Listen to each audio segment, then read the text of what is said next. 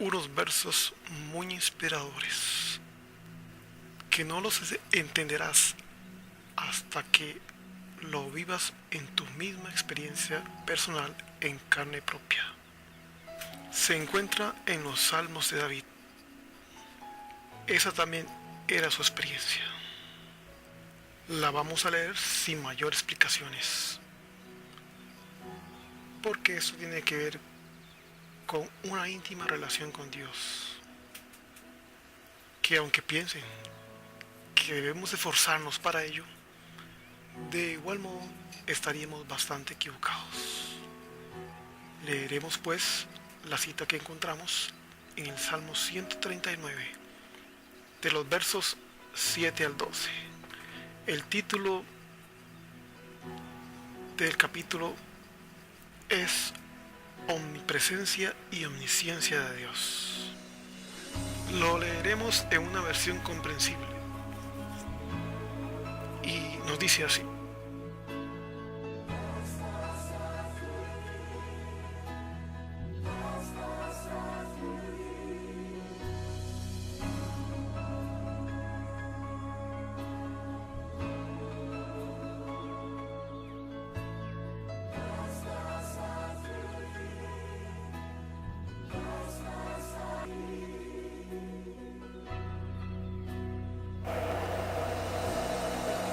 jamás podría escapar de tu espíritu, jamás podría huir de tu presencia. Si subo al cielo, allí tú estás. Si desciendo a la tumba, allí tú estás. Si cabalgo sobre las alas de la mañana, si habito junto a los océanos más lejanos, aún allí me guiará tu mano y me sostendrá tu fuerza. Podría pedirle a la oscuridad que me ocultara y a la luz que me rodeara, que se convierta en noche, pero ni siquiera en la oscuridad puedo esconderme de ti. Para ti, la noche es tan brillante como el día. La oscuridad y la luz son lo mismo para ti.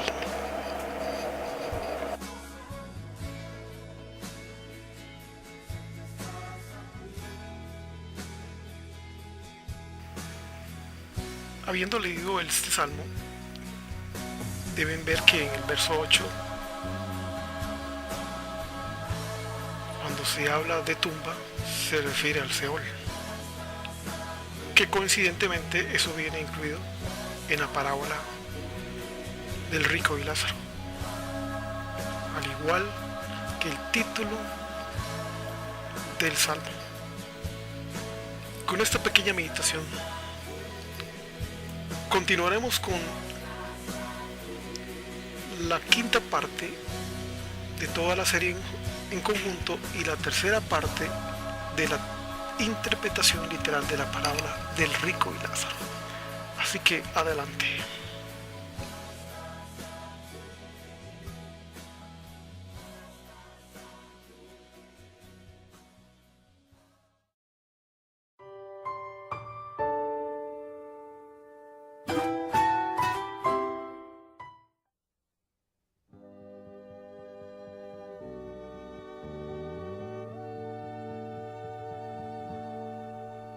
El pobre siempre está llorando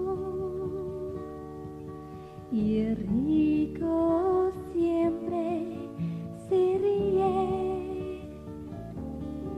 pero después de esta vida habrá un cambio y el pobre otra vez se reirá.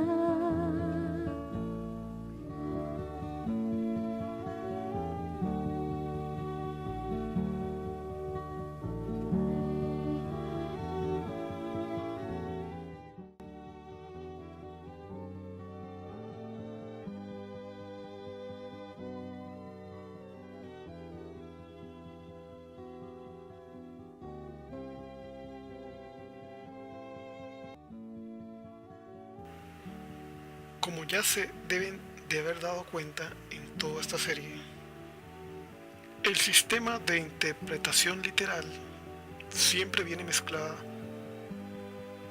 de verdad junto con errores graves, que en su mayoría van en contra de la doctrina fundamental bíblica, por lo que se tiene que discernir entre el bien y el mal. El bien sería la verdad y el mal no es otra cosa que el error.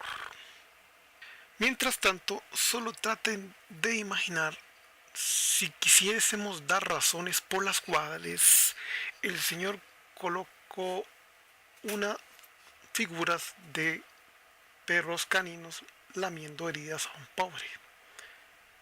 Figúrense nada más en dónde acabaríamos, porque para esto hay varias interpretaciones en la Biblia que se adaptan para cada tópico bíblico.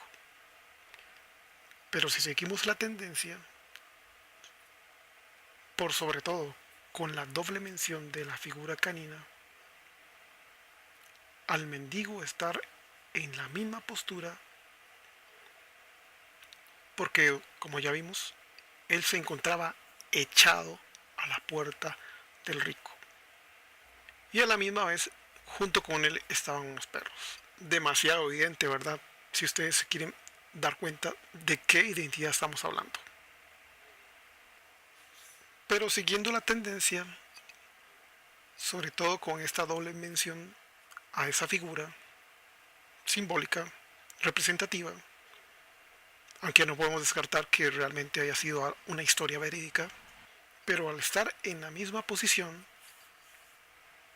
la identidad del pobre mendigo, según todo el paralelismo entre parábolas, como por ejemplo la parábola del hijo pródigo, la parábola de los obreros de la viña, entre muchas otras que ya hemos mencionado, no hay la menor duda que este hombre representaría a los gentiles.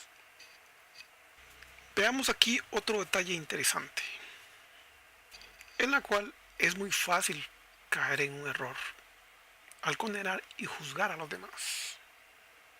Todos los que tienen claras las escenas en las cuales el Señor estuvo sanando, en su mayoría de ocasiones, antes de sanar, lo que hizo fue perdonar pecados, que antes de liberarlos de su maldad, luego se fueron con una advertencia: vete y no peques más. Por lo que además de una continuidad de la parábola de las minas o de talentos, al que escondió la parte que le tocó y no la multiplicó, en la infidelidad del mayordomo, existe un paralelismo bastante interesante entre estas dos parábolas, en la cual los dos personajes no piden. Uno a pesar de que es mendigo y el otro por vergüenza no lo hace. Que al igual que el hijo pródigo, al despilfarrar su herencia, terminó sirviendo a cerdos, o atendiendo a cerdos, más bien. Cuando se contó esta serie, está clara las tradiciones, el estatus y las normas judías, celebraciones y fiestas, en las cuales decía que nadie debía ser esclavo de otra persona. Mucho menos, como dice el apóstol Santiago, a los que van directo cual ganado al degolladero, a los cuales Cristo utiliza la misma imagen, como entregando migajas que caen de la mesa del rico hacia el pobre.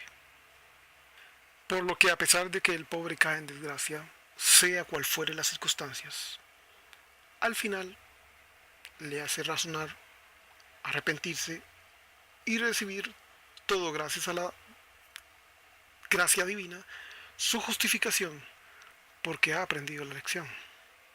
Que para no sentirnos menos entre los que han sido elegidos desde un inicio como la nación predilecta, en la versión original del Antiguo Testamento, en la promesa de Abraham, se dice que sería llamado Padre de multitudes, pero esa palabra no multitudes se traduce como naciones y se traduce también como gentiles.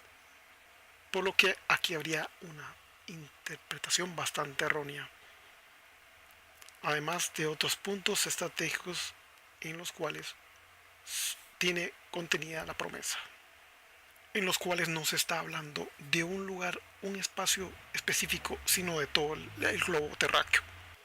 Cristo mismo había mencionado que todos seríamos pámpanos.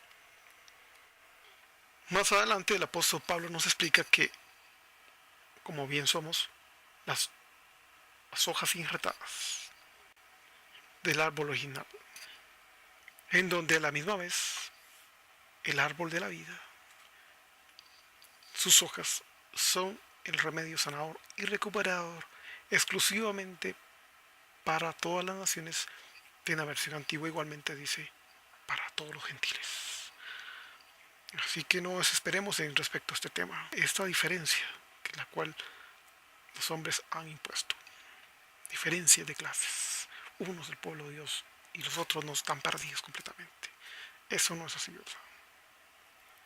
Por lo que algunas interpretaciones o propuestas serán solo y pertenecen a los que hayan alcanzado madurez espiritual y hayan dejado prejuicios, fanatismos extremos, religiosidad que al final de cuentas es falsa. Jesús mismo le dio los parámetros a una pagana samaritana al señalarle cuáles serían las nuevas reglas y empezarían a regir en cuanto él mismo estuviese, porque él al final de sus días, Cristo al final de sus días dejó de congregarse y se fue con su grupo aparte de todo el sistema religioso.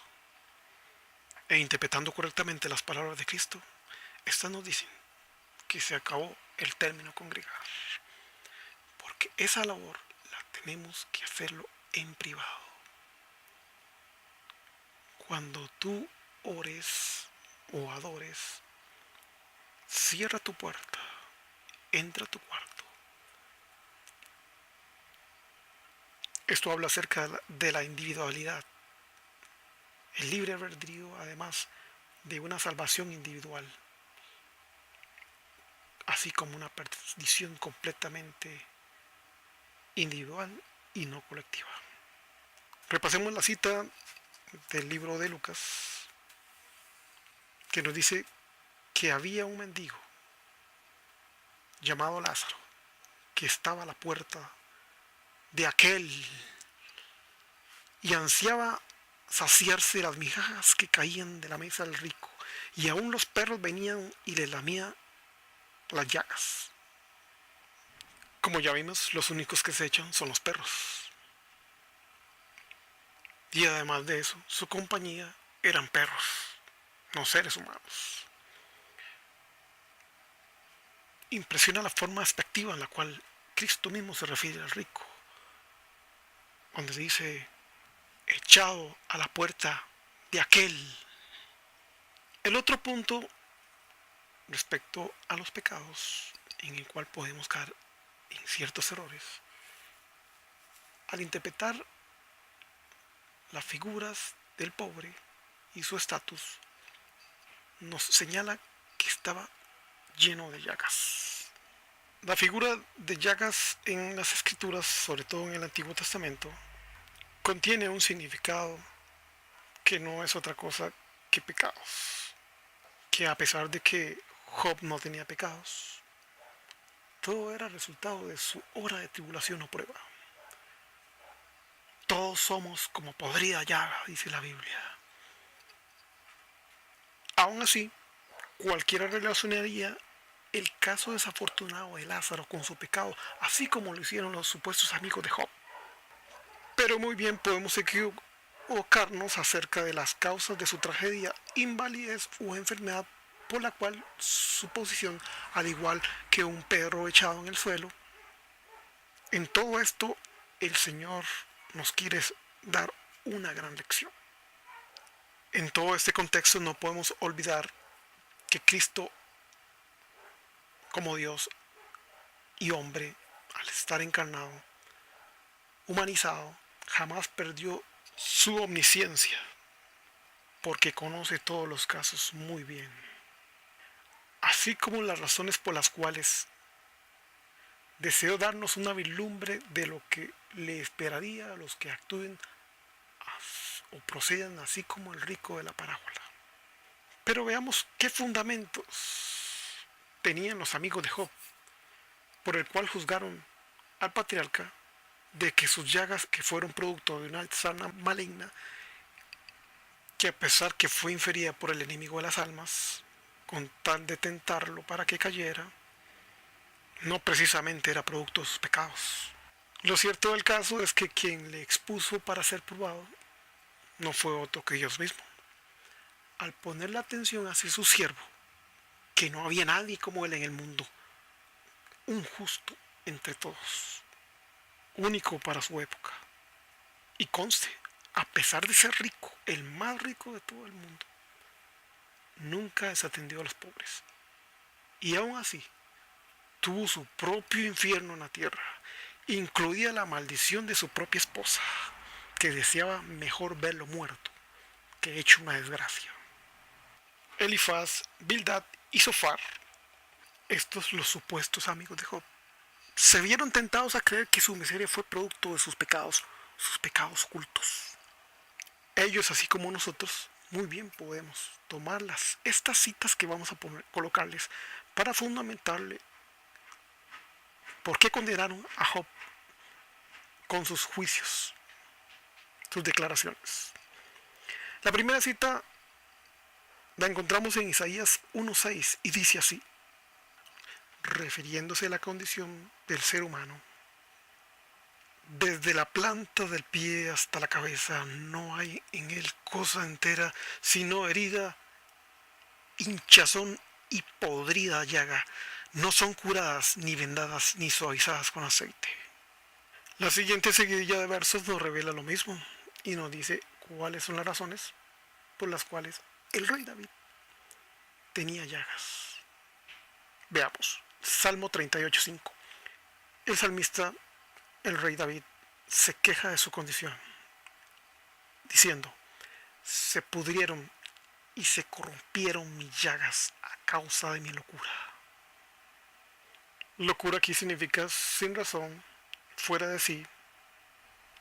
No precisamente significa que esté desquiciado, sino que bebía de otra manera, totalmente perdido.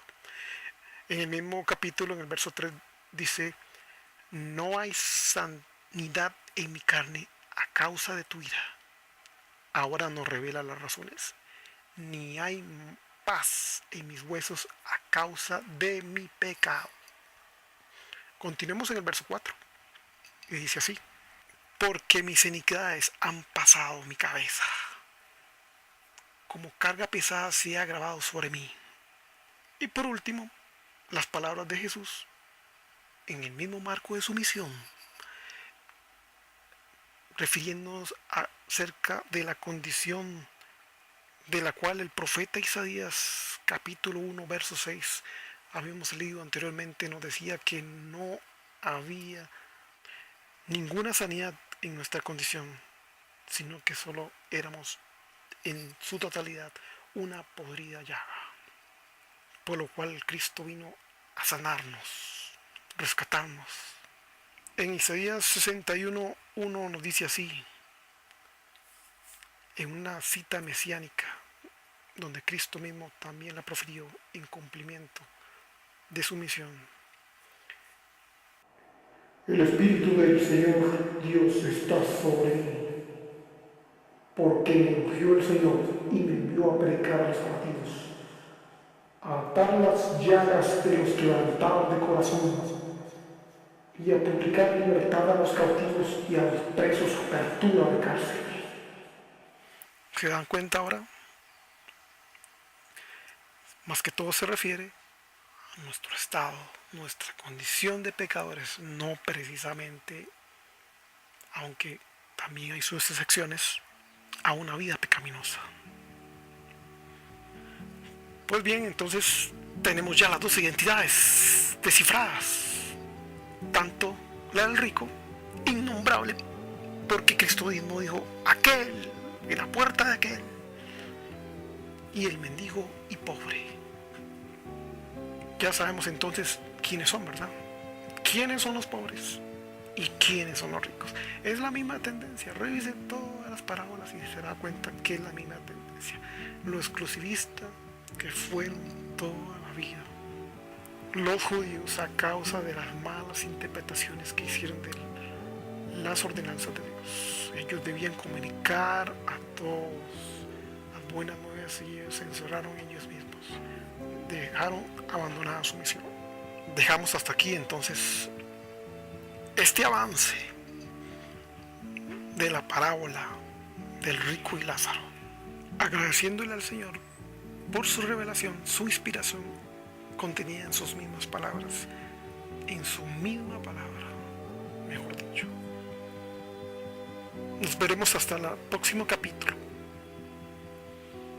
en donde, como dice la canción, luego de esta vida ocurrió un cambio inesperado.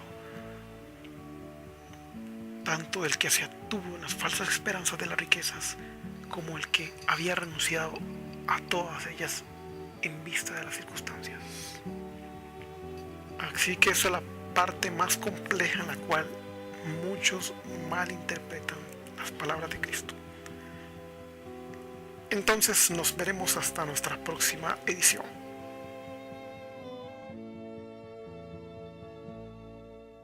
Jesús era un hombre muy pobre, sus riquezas no se podían ver. Él dio su vida por todos nosotros, y todo lo que tienes que hacer es creer en su amor.